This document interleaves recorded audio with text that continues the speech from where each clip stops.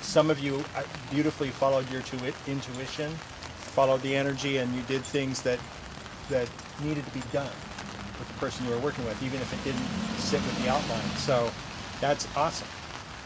And so congratulations, you've earned your South Stones and your West Stones. So tonight we'll...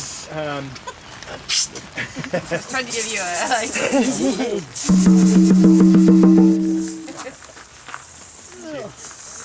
Do it, darling. See if you can... I can do a good one. Oh wait. We're gonna do this in sacred space too. You have to wait till I get it right. This is your We're gonna warm-up. go with that. That sounded familiar. Okay. So the fire ceremony is another real central aspect of this tradition. And so anytime you do healing work with somebody, it's important to do a fire ceremony afterward and have them do a spirit stick or death arrow for that healing, whether it's illumination, extraction, soul retrieval, sand painting, whatever it is. But it doesn't need to be a full-blown fire ceremony like this. It can be a candle and a toothpick. Okay? Or it can, I'll show you how to make, have you ever made Epsom salt fires? Okay, an Epsom salt fire is one you can do indoors in a little pie tin. They don't generate smoke. They're very, very hot though, so you gotta be very careful with them. But just like a small stick, even a toothpick, and an Epsom salt fire or a candle, it all works. Or you can encourage them to do it on their own. If it's not a fire ceremony, they can also bury the stick. There's another way to do it. So they do a little ceremony and just bury it, and it does the same thing. The sticks are, these are your expressions of gratitude to spirit for the healing, or the empowerment that you received in the ceremony.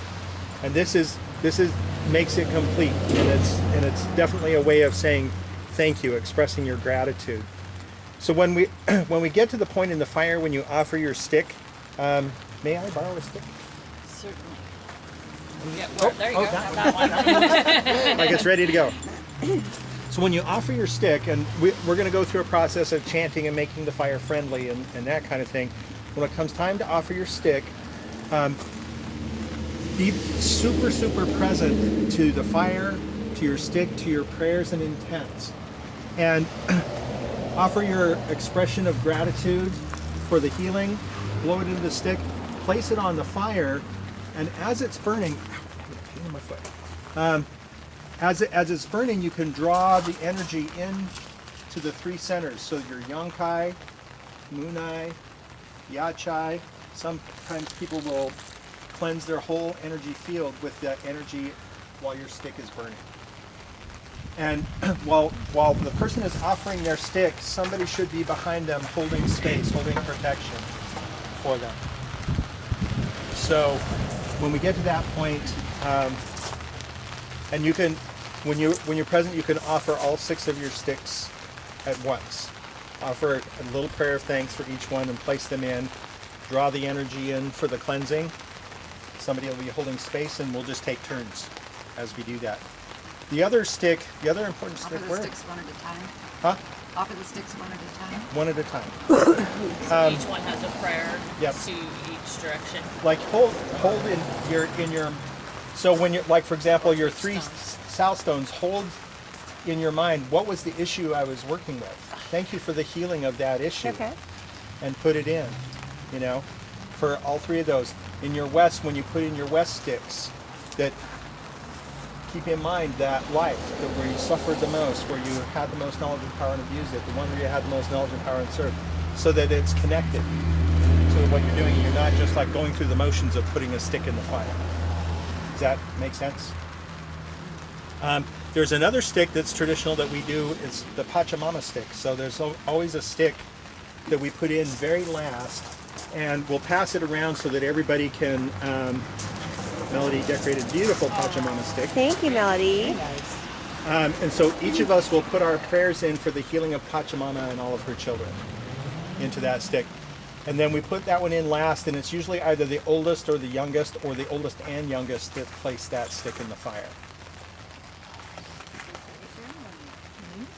Sound good? Yeah. Okay, so we'll open space. We're going to sing a couple of chants. One of them is the Kalakala Fire Song, and the other one is the Nichi Tai Tai Song, which will, what we're doing is we're calling on the Mother of the Waters to come and make the fire friendly so that it will accept our prayers and take them to Spirit. And as we go through, I will offer 3 blessings to the fire, and I'll describe them as we go to help, again, make the fire friendly. And you test for the friendliness of the fire. Once the fire is friendly, then we offer our sticks. So that's what we're about to do. Sound good? Okay. You'll note when the fire gets friendly, I invite you to really be present to the fire and watch it, because it will change. Sometimes it changes in behavior, sometimes it changes in color, sometimes it changes in intensity, sometimes it's all of the above.